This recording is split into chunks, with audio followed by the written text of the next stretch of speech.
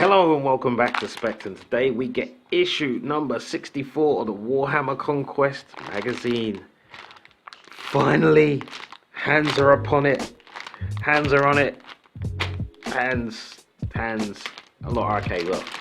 I've been waiting a while for this, and as always, I've got it. But let's get it opened up. We only have the basing material there, the listen to me, Astrogranite. There we go. So we're going to open it up and get that on the dock. So we've got the Astrogranite. Beefy opening. Open. Throw that in the ocean. Don't eat it, turtles. It's not a jellyfish. Seriously. Look. We've got another pot. We've got a date on it. What, the 18th or the 8th or something going on there, 19th, so that's fairly recently, unless that's the expiry date. I mean, you guys could tell me about it. I don't know, probably doesn't taste as good. All right, let's stop being silly. We know we're not getting anything to build. We know we're not getting anything special there. Look, see, it tells us right there, one set of paint and that's it. So we're going to get a lore, we're going to get a lot of history, we're not going to get any building, and we're not getting any painting, so let's just do it. And as he says that, bam, look, layered highlight techniques for painting. Well, look, okay, so we've got a lot of lore, a lot of information, and there's tyranids. You see, I said this in our last issue. If you look, anytime you look at this magazine, if there's something they're highlighting and they're showcasing, that is something that's going to turn up in the main Games Workshop system that they're trying to sell. So look, Blood Angels and Tyranids. Yeah, the Blood of Baal book. This is what they do. So if you want a heads up what's happening, right here, because this is like almost a supportive piece of material for what's out, and that's really clever because you can pick this up and walk straight out and see something you recognize on the shelf. Well played, G-Dub. Well played. All right, let's get into this. So we've got the solar system breakdown, which we've seen inside of the folder, which we have. So that's good to see. I wonder if this is now the same. Will they be updating this as to what we currently have with the Psychic Awakening? We have breakdown of the planets there. Terra, Earth, Luna, the Moon, Mars with the Admex, and Titan. Well, I think that's where the Grey Knights have their secret Star Child hidden. I don't honestly know much about it. I don't know much about Grey Knights, other than right now they don't have Primaris. So Chaos Rising, this is part 3 of what we've seen before. So this is discussing how Nurgle has effectively contaminated the galaxy and keeps moving forward. We're seeing the other gods as well do what they do, the Chaos Gods. My favourite after Nurgle would have to be Khorne. I just love using Khorne units, you know, especially like the Berserkers and whatnot. They're really just fantastic creatures. Tyranids, yes, enough said. Even though, love me a bit of Blood Angels, Sons of the Phoenix, these guys. I bought the Battle Force box near enough when I first started out, and I must have gotten, I think it was like almost 100 Tyranids in the Battle Force box. It was ridiculous. And it was one of the first boxes I ever bought, and I had like 1 Carnifex, loads of gargoyles, loads of Hormagaunts and Termagants and Ripper Swarms, and it was crazy. It took me days to paint, and I was determined. I'd seen a game on Mini Wargaming. I was like, I love those creatures. I think there's a beat map bat rep, and I was like, I'm doing this. And it really did pay off. I even magnetized my Carnifex, and it was crazy. Like, you know, there's something like the first time I ever tried it, and it worked out okay, and I still have it magnetized, but it's the only one that I have magnetized. It was so much work. Anyway, look, so they've got the hive fleets here. You know, they're discussing the tendrils flying through space. I know they will. And the hidden hive mind, you can see the ships there. The hidden ships there, the void. These are just the Devourers. These are like Galactus in multiple forms. These are the Hive. These are the Swarm. These are the Locusts of the galaxy, maybe even of the universe. We don't know.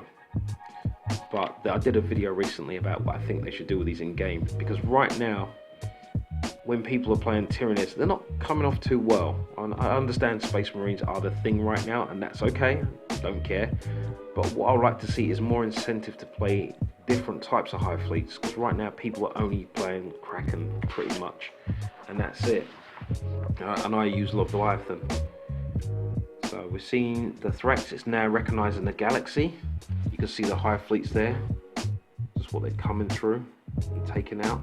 Leviathan's pretty much been decimated since the War of Baal, which was great. We've got a bit of a showcase here. That reminds me, I should do mine. I do have a slight variation on colours though. I don't use a red, I use like almost like a pink on the edges, because I figure that's the shell. That's nice. Hive Tyrant. A couple of Gene Stealers, Torn Gaunts. It's good to see the colour mixes here, and you can colour these any colour you pretty much want, but the main fleets right now are pretty much Kraken, maybe a touch of Chronos. I just said I use Leviathan. Drop pods! Woohoo! Drop pods are back in the game. As I said, I use them as smite sponges, but they also buck the rules of normal game. Now, if you're just getting the Conquest and you're just kind of picking it up and getting into it and you're new and you're getting Primaris from Marines, they cannot fit inside the drop pod. So you'll need the classic original Marines to fit inside the drop pod, which is really handy if you drop these on the back line with a set of specialist weapons. Now with Primaris Marines you don't really get those specialist weapons, but if you do so with mini Marines, tactical Marines, they are awesome. Absolutely awesome, and they can come in any time at any stage and not destroyed. They go anywhere on the board as long as they're 9 inches away, and they just, yeah, they're great. Smite sponges, put them in front of your model slightly so they could absorb all the smites. You know, you got like, I think it's 14 wounds if I remember rightly. But the idea of this is just brilliant.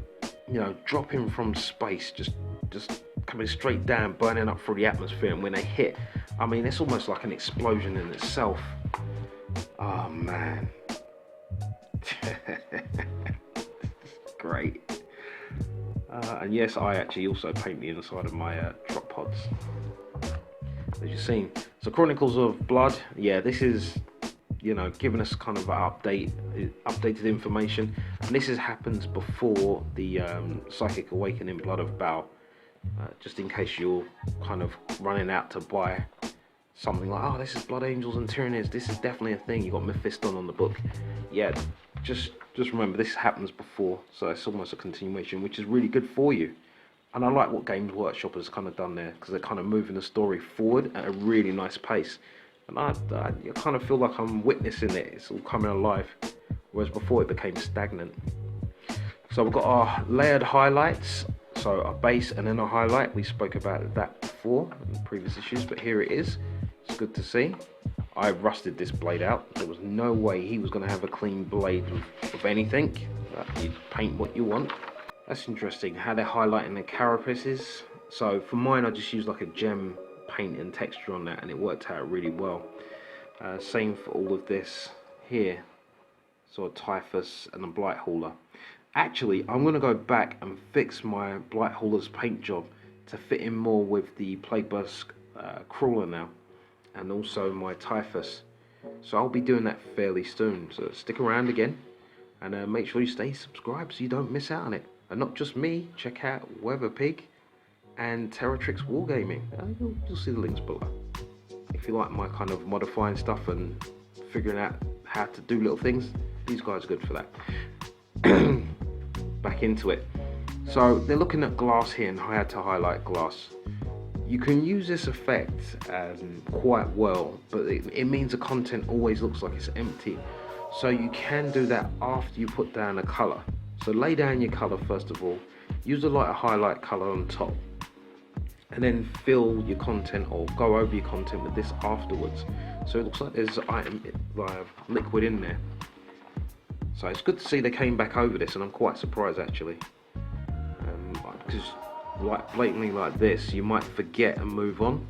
So it's good to see them come back for these. And look at that. Even the plague caster flies. No, I just coloured that flat out like the colour I wanted, like a green or what have you, and it was finished. So let's have a look. Continuing there with Captain's Relic, the vials on the extractor there. Okay, so that's quite clever. They're showing you that. It's a shame they didn't fill the liquid first. I would love to see that. So custom mats. So they're talking about how to set up your mat. So they're talking about the roll off there, placing terrain, and who gets to select what mat. That's kind of nice. If you've got your 6x4 mat, which is what you pretty much will end up once you have I'll say around about a 1,500 point team, just to make it easier, and that's army each side. So you've got like 3,000 points on the board. You're going to want a 6x4 mat, and there are plenty of places to get them. It's worth getting one. Get one of the rubber backed mats. They last a long time, and I've had mine for years and never had a problem. They're wipeable, they've had pen on them and all sorts, and they just clean up really good. Alternative setups, again, just because the mats are smaller, even though these are really good for kill team, they're not quite the right size for a standard game, which you'll be used to. So weapon ranges become a bit of an issue. Yeah, you'll see that anyway. So mission, so you've got the batteries, we've got expansion here, so we've got multiple missions there. So you've got 3 missions going on there. We've got our pylons, relays there, and this item we don't have, but you can actually buy that if you want to buy the terrain from Games Workshop. You can get one of those, like a battery. Can't remember what the exact name of it was. So silencer guns, so choosing units, you've got your power relays, all 4 of them, you've got your anti-air battery in the middle, the Death Guards protecting it, and you've got the arrival points for the Space Marines there. And I think the point is, yeah, okay, so you put down your terrain, and then you choose 2 from below per mission. So you choose one of these, so Space Marines, you only get to select either 5 Space Marine Scouts, 3 Interceptors, 5 Reavers, or 3 Space Marine Bikes, versus 2 of each of these. And what's the mission victory conditions? If they touch bases with power relay. Yeah, nah, just cluster up. Just cluster up as much as possible. How many relays? So they got to destroy 2. Yeah, just circle up and just hope they don't kill your models and run to the other side to get there. Well, we'll see. I think that'd be really horrible against the bikes, because if the bikes just touch the item and that's only 10 inches, yeah, they can move in and then advance, especially if they come in here in 3s.